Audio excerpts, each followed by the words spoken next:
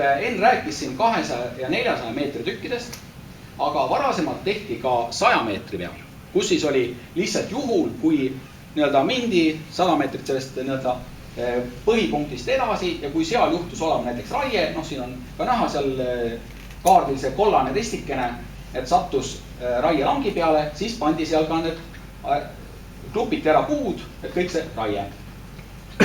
Aga nüüd sellega on siin väike selline statistiline probleem, et kui me paneme neid punkte liiga tihedalt, et ega see ei suurenda meil tegelikult statistilist täpsust. Et kui ma tegin sellise väikse katse, panin kõik proovitükid metsaregistri andmestikule, siis ma leidsin, et 69% eraldistest olid sellised, kuhu sattus üks ainuke proovitükk. Ja siis see 31 oli selliseid eraldisi, kus oli 2 või rohkem. Aga see on nüüd eraldiste, mitte proovitüki põhiselt, sellepärast, et kui meil ikkagi ühes eraldises on 2 proovitükki, siis see ju on proovitükkide hulgalt on 2 korda suurem. Ehk siis see tegelikult tekitab meil küll tihedamaid punkte, aga me käime sama lanki pidi ja me saame sama numbrit, lihtsalt korrutame. Aga see ei tähenda seda, et meil tegelikult statistiliselt tulemus on täpsem. Ja nüüd teine probleem on see, et kui meil on välja arvutatud, et näiteks kuna me räägime ikkagi suhtarvudest, siis üks proovitükk on meil kogu selle taktivõrgustikul on 1/16. Aga nüüd, kui meil on seal vahepeal tekib 1, siis on meil ju 1/17 proovitükke. Ehk siis seega protsendid läheb natukene paigast ära. Ja nüüd ongi, et kui see põhiproovitükk oleks raielangi, siis on meil 1/16, kui meil on lisaproovitükk, siis on ta 1/17. Et see viib natukene ikkagi seda paigast ära, seda statistikat ja seetõttu me otsustasime, et sellest aastast me enam neid 100 meetri proovitükke ei kasuta, ei mõõdetagi üldse ja varasematest aastatest me ei kasuta ka seda andmestikku. Ja nüüd siin veel võrdluseks, et milline on proovitükkide jaotus, see on nüüd võetud üle kõikide aastate, vaatamata raiele, et mis on see, kui palju esineb proovitükke, kus on märgitud raie. Ja nüüd kõik need punased on siis 100 meetri tükid ja mustad ja rohelised on 200 ja 400 meetri. Ehk siis siin on näha, et tegelikult 100 meetri tüki peal esinemine neid vähem. Ja see on ka natukene selles mõttes selline psühholoogiline põhjus, et kui sa pead tegema eraldi proovitüki, ainult juhul, kui seal on raie. Ja kui sa lähed sinna kohale ja sul on nagu kerge kõhklus, et äkki see proovitükk ikka, või tähendab see raie ei jäänud selle eelmise aasta perioodi sisse, siis sa võid jätad selle pigem kirja panema. Et seal hakkavad sellised nüansid mängima. Aga need, kui sul on nii, sa oled selle proovitüki peal ja kui seal on raie tehtud, siis sa vaatad hoolikamalt ja paned selle raie kirja. Et sellest, et ta võib tekitada selles mõttes süstemaatilisi vigu. Ja selle tõttu otsustasime, et jätame need välja ja on meie statistika ikkagi natukene ka õigem, et ei teki sellist süstemaatilise vigu. Nüüd järgmine, mida me siis siin muutsime, õigemini mitte ei muutnud, vaid täpsustasime arvutust oli see, et kuidas tagavara arvutatakse. Kui meil muidu on igal proovitükil 3-4 puud, mudelpuud, mille mõõdetakse siis ka kõrgused, muidu on kõikidel puudel klupitakse diameetrit. Aga nüüd selleks, et saada ka nende kõikidele puudele arvutada kõrgused, et saaks neile arvutada mahud välja, kasutatakse sellist asja nagu kõrguskõver. Nüüd selle 3-4 mudelpuu ka tegelikult selle proovitükile endale ei tee sellist sobivat seda kõrguskõverat ära, aga kuna meil on ikkagi aastas siin mitu tuhat proovitükki, siis meil on võimalik tegelikult kombineerida erinevaid proovitükkide mudelpuid kokku. Sellepärast, et kui meil on ikkagi näiteks 50-aastased sambliku männikud, mis kõigil on seal diameeter 15 centimeetrit, siis nende kõrgused võivad enam-vähem samad olla. Nüüd ongi, et võib-olla meil seal ühel on 10 senti madalam, teisel kõrgem, aga üle-eestiliselt, kui me tahame statistikat, siis see tegelikult need erinevad proovitükid ikkagi kompenseerivad ennast ära. Ja nüüd varasemalt tehti selliselt, et võeti mingid hunnik boniteedi klasse, mis võeti ühte punti.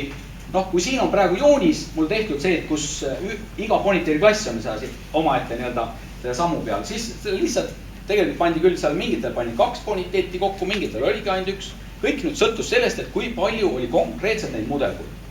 Nüüd sellel aastal ma tegin lihtsalt natukene ringi, et kõrguskõvera enda sisendiks oli ka boniteet. Ja sellisel juhul ma sain sellise ühtlasema ülemineku ja nüüd see, mis siis nende tulemustega tekib, on see, et noh, ta ei liigu enam sellise astmeliselt, vaid ta liigub seal sirgemalt ja noh, peaks nagu üldtulemus peaks üldiselt sama tulema, sellepärast et need astmed tegelikult üksteist natukene kompenseerivad, aga noh, me võime lugeda, et see on ikkagi nii-öelda statistiliselt natukene täpsem tulemus. Ja noh, teine asi on ka arvutus ise on lihtsam. Kui mul on ikkagi kõikidele mängidele üks mudel, siis ma ei pea hakkama vaatama, mis oli selle boniteet või mingi selline asi. Et muudab käsitlust lihtsamaks ja on ka statistiliselt natukene täpsem. Ja nüüd ütleme muidugi selle üle-eestilise kõrguskõveraga on veel see, et kui me mõõdetakse ka kännud, siis kännul on mõõdetud ainult kännu diameeter ja nüüd on meil vaja ka nüüd selle puule saada kuidagi kõrgus. Kui meil on teada selle kasvukoha, seal enam-vähem mehed juba oskavad hinnata, ikka ise kuulsite üle 10 aasta kogemust, nad suudavad ju hinnata tegelikult ka selle kasvukohal, mis on see boniteet. Ja kui mul need boniteet on mudeli sisendiks, meil on arvutatud, sest juurekaelast on arvutatud rinnast diameetrit, siis ma saan tegelikult sellest täpselt sama metoodikaga arvutada nendel välja ka mahu. Nii et seega tegelikult selle kasvavate ja raiutud puude mahu arvestus käib täpselt nii-öelda samadel alustel. Ja nüüd on see, et küsimus, et kui hea on ikkagi see ülemineku mudel selle juurekaelalt rinnast diameetriks, siis ka selle jaoks oleme kasutanud mudelpuude andmeid, kuna üldiselt mudelpuudel on mõõdetud mõlemad tunnused. Ja võin öelda, et ütleme männi see nii kõrguskõver kui ka juurekaelalt rinnast diameetriks ülemineku mudel on koostatud 12 752 puu andmetele, et noh, võib Eesti kohta suhteliselt nagu heaks pidada. Ja ka sellel on sisendiks lisaks sellele lihtsalt juurekaela diameetriga boniteet, siis lihtsalt erinevates boniteedi klassides on see natukene erinev. Ja muidugi, mis on veel natukene erinev, on see, et tegelikult Hiiumaal, Saaremaal ja Läänemaal on puistud natukene teistsugused, siis on ka see väike erinevus nagu sisse, et kas see asub seal nii-öelda nendes 3 maakonnas või mitte. Ja üldiselt statistika on näidanud, et tegelikult Hiiu, Saare ja Läänemaal samadele tingimustele täpselt sama boniteet, sama diameeter, puud on keskmiselt 10 cm madalamad. Nii et selles mõttes, et kogu maakonna peale ikkagi annab ta juba ikka mingit sellist tulemust. Ja nende numbrite pealt on siis nüüd välja arvutatud see, et on siis 2 erinevat tabelit, et kui palju on siis Eestis selle aasta statistika järgi metsa. Et kui võtta puuliigiti, et konkreetselt metsas, kui palju on mände, siis mändide tagavara moodustab seal 30%, aga et need, mis on nii-öelda metsapõhised, kus enamus puuliik on mänd, siis männikuid on meil 37% tagavaraliselt. Nii et siin on siis näha, et tegelikult need numbrid ei lähe päris kokku, aga küsimus ongi selles, et kuna meil on väga palju segapuistusid, siis üks asi on see, kui palju konkreetselt puuliiki on, teine on see, kuidas käib arvestus enamus puuliigi järgi. Ja siia siis ka nii-öelda väike selline nüüd, kuidas meil need vanuseklassid jagunevad. Siin on siis puuliigid on nii-öelda metsakorraldusjuhendist võetud värvid, et see on nagu tagumises reas näevad ka värv, äkki eristada muidugi teksti enam tahalikult ei näe. Aga kuidas meil siis rakkukaitsega metsad ja kuidas siis meil need majandatavad metsad siin nii-öelda jagunevad. Nii. Nüüd, kui me nüüd räägime sellest, mis seal metsas need muutused toimuvad, kõigepealt nii-öelda väike mõistete ülevaade. Et meil mingi aastaga siis muutub tagavara see, mis aasta jooksul juurde tuleb. Termin on aastane juurdekasv, mis on siis kogu töömaa, mis ühe aasta jooksul kasvab. Aastane suremus on kogu puit, mis meil aasta jooksul siis ära sureb ja aastane raiema on siis ühe aasta jooksul raiutud kogu töömaa. Ja nüüd eraldi on selline asi, muidugi see aastane juurdekasv, see on ka kasutatud termin kogu juurdekasv ja jooksev juurdekasv. Aga muidugi ütleme nende terminitega on jälle see, et need on selles mõttes suht visad nagu nagu sellise korrektsemad terminid nagu levima, lihtsalt inimesed on harjunud ja kas või see, et metsas mõõdetakse vanust juurdekasvu puuriga. Ja nüüd eraldi termin on tagavara muud, mida siis on nimetatud ka nii-öelda puhas juurdekasvuks. Aga tagavara muud on tegelikult see, et kui palju see vahe, kui palju juurde kasvab ja kui palju ära sureb. Et kui me ütleme, et tagavara muud on juurdekasvu nii-öelda erijuhtum, siis me võime sama hästi öelda, et see tagavara muud on suremuse erijuhtum.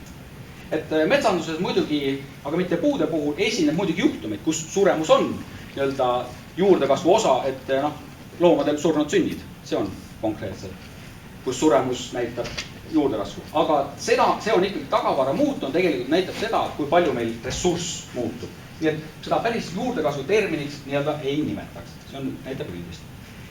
Ja kui meil on nüüd mis oli see varasem juurdekasvu arutus?